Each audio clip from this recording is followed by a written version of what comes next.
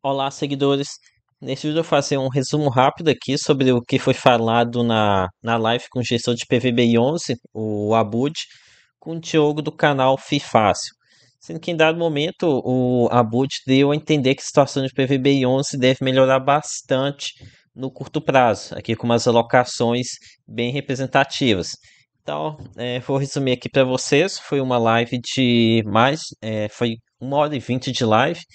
Então, uma live bem longa, teve muito tema aqui sem importância. Então, já peço seu like, compartilhem o vídeo também, se inscreva aqui no canal, porque dá bastante trabalho fazer esse tipo de vídeo. Aqui é o Thiago PS, seu canal fica esperto. Mas bem, como eu disse, é de praxe, né? Os dois ficaram aqui vários minutos conversando sobre temas não relacionados ao fundo, como taxação dos FIIs, incorporação do praticamente todo o mercado de fundos imobiliários lá pela Pátria, é algo que eu vejo como péssimo aqui para nós, cotistas pessoas físicas. Mas a parte importante mesmo da live começou após cerca de 30 minutos aqui de bate-papo entre os dois. O Abud, ele começa aqui reclamando do mercado de lajes, que vive uma fase ruim há mais de uma década, né? Chegou a esboçar uma recuperação em 2019, mas aí veio 2020 e bagunçou tudo novamente. É, Daí, recentemente, ele comenta que a gente começou a ver uma recuperação, de forma que hoje a vacância se encontra aqui na faixa dos 17 a 18%. Ele comemora esse valor aqui, mas para mim ainda é um valor em que o inquilino ainda tem bastante força sobre o proprietário, né? Apesar de que varia bastante essa porcentagem, né? Varia bastante de região para região. Daí, por volta dos 40 minutos, 38 minutos, ele começa a fazer uma retrospectiva de PVB em 11, sobre como o fundo surfou aqui uma onda bastante positiva aqui durante 4 anos, na qual o fundo não teve vacância. É que ele apenas esqueceu de mencionar que boa parte dos imóveis hoje que estão com vacância PVB11 foram adquiridos já com alguma vacância, né? Daí eles colocaram a renda mínima garantida para tapar esse buraco na renda, para não ter queda no rendimento, e acabou que eles não conseguiram fazer as locações antes que a RMG terminasse. Mas enfim, continuando aqui, aí foi por volta de 40 minutos que ele começa a falar sobre a possibilidade de novas locações, aqui que eu acredito que seja o ponto alto aqui dessa live, por volta dos 40 minutos, caso você queira ouvir o que que ele falou. Então, o Abud ele comenta que a demanda está forte e que eles estão com o time comercial trabalhando bastante e que as locações elas finalmente vão sair. Inclusive ele cita que está para sair a locação de 3 andares no Union Faria Lima.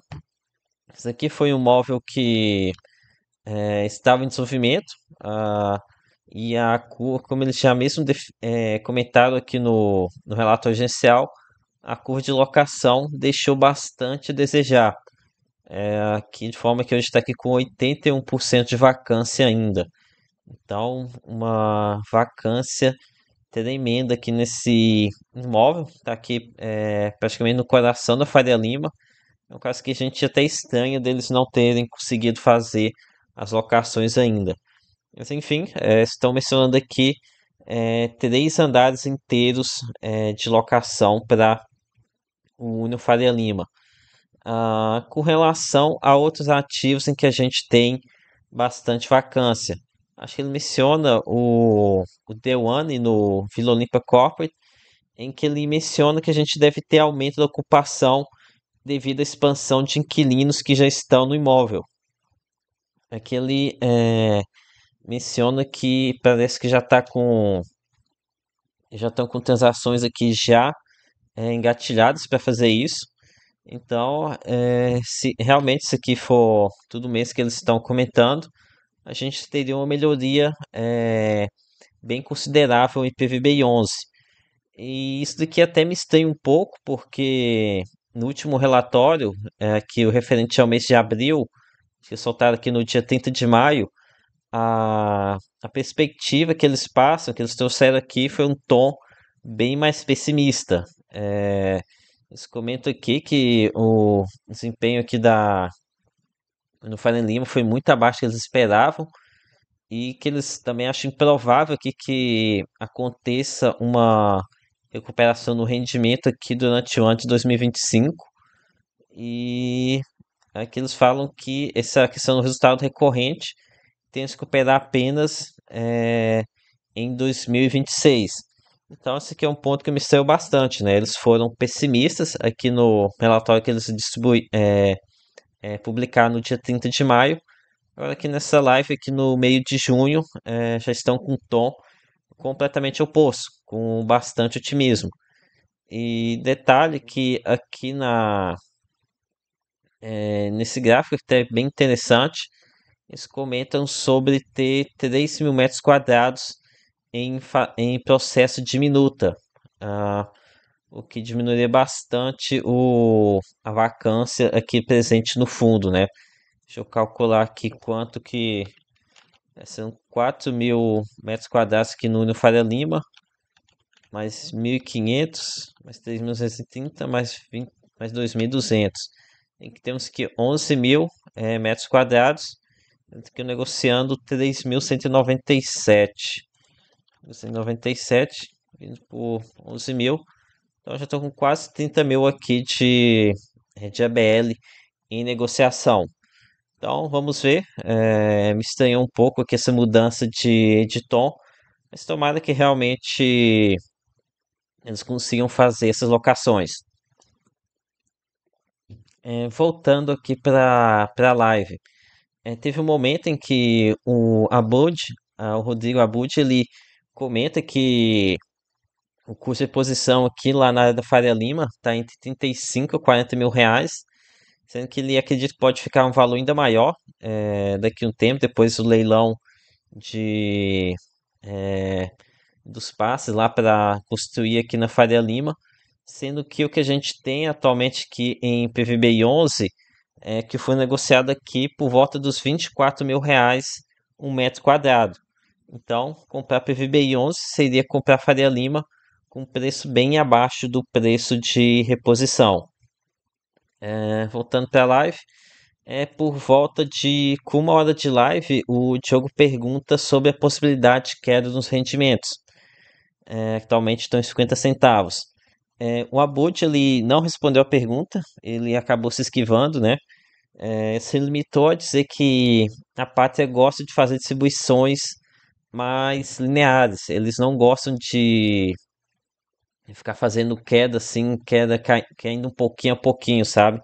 Eles preferem que se for para cair logo de uma vez para um patamar sustentável, como o resultado mais próximo é o recorrente, que foi exatamente o que aconteceu aqui, tanto com o PVBI 11 como o LVBI. Daí temos essa queda mais abrupta, que aconteceu, né? Que é os 55 para 50 centavos. E daí eles preferem ir recuperando essa receita de pouco a pouco. Então ele não quis responder sobre essa questão da possibilidade da queda do rendimento. Algo que pode vir a acontecer, ainda mais se a gente tem uma desocupação muito relevante aqui quando o CCB for realizar a desocupação, né? Então, tá aberto sim essa possibilidade. E o fato dele não ter respondido fortalece ainda mais essa minha convicção de queda no rendimento. Ah, ok, concluindo então, isso aqui foi o que teve de mais importante aqui nessa live.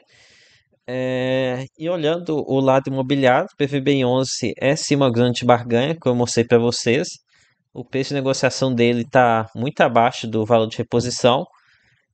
Já pensando no lado rentista, acho que não compensa tanto assim, né? O carrego aqui de PVB 11 ele é bem amassado. A gente está falando aqui de apenas 0,66% ao mês, com possibilidade de queda no rendimento. Então, ó, aqui vai depender muito do perfil do investidor, né? Se for um investidor que gosta de especular com imóveis, acredito que possa ser interessante sim.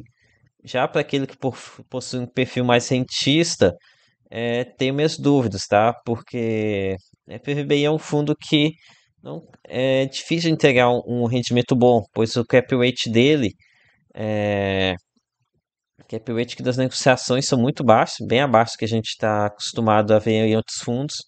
Então, ele depende muito da valorização, do ativismo do gestor, da venda de imóveis para entregar o rendimento bom. E, no entanto, precisa ter esses dois componentes para ter um bom rendimento.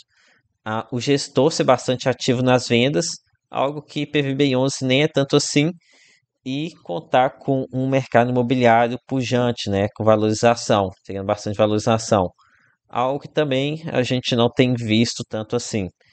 Então foi isso aqui que eu tinha para falar com você sobre PVB11. Peça seu like, se inscreva aqui no canal. Lembre que nada aqui é recomendação de compra ou de venda. Até a próxima.